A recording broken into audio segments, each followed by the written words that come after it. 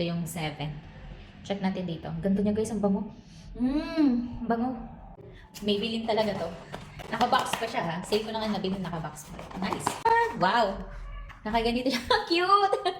Balo talaga siya ng ganito. Para siya karton ng ginupit-gupit. Yan.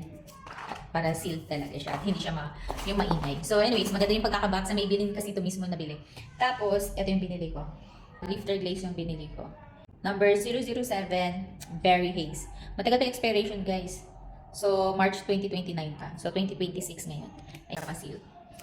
Nag-super sale kasi ito nung Sunday. 2 days lang silang sale.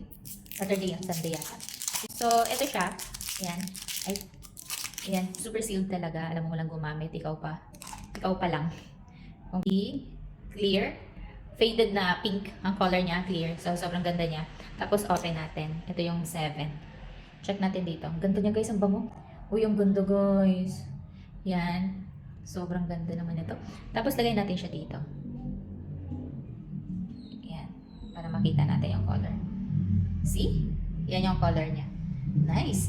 So, para siyang lip balm na may kulay. So, ito yung lips natin guys. Yan. Walang lipstick yan. Wala lahat. Lalagyan natin siya nitong. Yan natin itong bagay. Wow.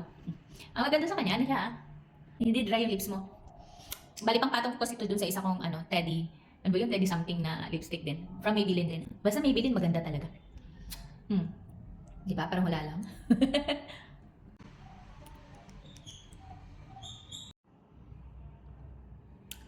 Oh, arte.